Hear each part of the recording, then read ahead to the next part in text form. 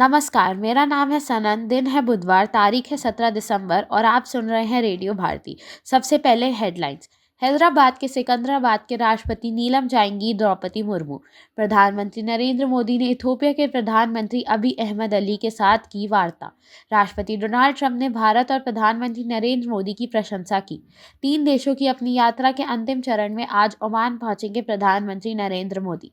घरेलू शेयर बाजार में लगातार दूसरे दिन तेजी। वैश्विक संकेतों और भारत अमेरिका व्यापार वार्ता में बड़ा उत्साह। सोने चांदी की कीमतों में उछाल। निवेशकों की बड़ी दिलचस्पी। Under 19 Asia cup. भारत ने मलेशिया को 315 रन से हराकर सेमीफाइनल में किया प्रवेश। प्रधानमंत्री नरेंद्र मोदी ने स्क्वैश विश्व कप 2025 का खिताब जीतने वाली भारतीय स्क्वैश टीम को बधाई दी है।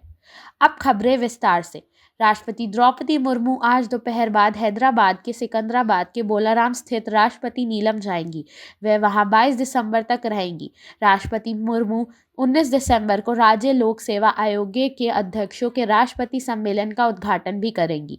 वे इस महीने की 20 तारीख को गाजिस्बाली में ब्रह्मकुमारी के आयोजन में शामिल भी होंगी। भारत और इथोपिया के संबंधों को सामरिक स्तर तक विस्तार दिया जाएगा। प्रधानमंत्री नरेंद्र मोदी ने कल इथोपिया के राजधानी अदीस अबाब में प्रधानमंत्री अबी अहमद अली के साथ वार्ता में इस पर सहमति व्यक्त की है। प्रधानमंत्री मोदी ने कहा कि इससे दोनों देशों के संबंधों को नई ऊर्जा और गति मिलेगी। दोनों देशों के बीच 8 समझौतों पर हस्ताक्षर भी हुए हैं। भारत में अमेरिका दूतावास ने राष्ट्रपति डोनाल्ड ट्रंप द्वारा भारत और प्रधानमंत्री नरेंद्र मोदी की प्रशंसा किए जाने पर साझा किया है। सोशल मीडिया पोस्ट में अमेरिकी दूतावास ने राष्ट्रपति ट्रंप के हवाले से कहा कि भारत दुनिया की सबसे प्राचीन सभ्यताओं में से एक है। उन्होंने भारत को एक अद्भुत देश और हिंद प्रशासनिक क्षेत्र में अमेरिका का एक महत्वपूर्ण रणनीतिक साझेदार बताया।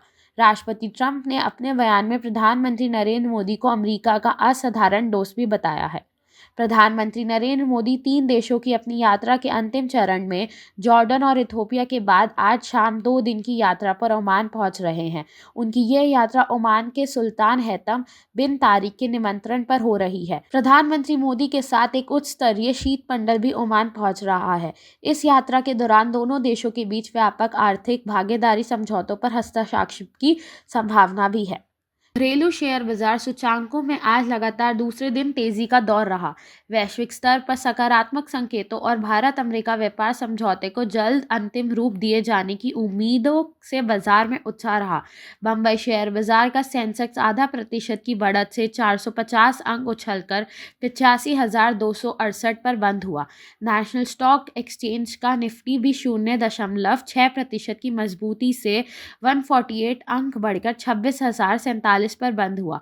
बीएसआई मेडिकैप सूचांक में 1.1% और स्मॉल कैप सूचांक में 0.6% से अधिक की तेजी दर्ज हुई है। आज घरेलू सरफा बाजार में सोने और चांदी की कीमतों पर तेजी देखने को मिली है।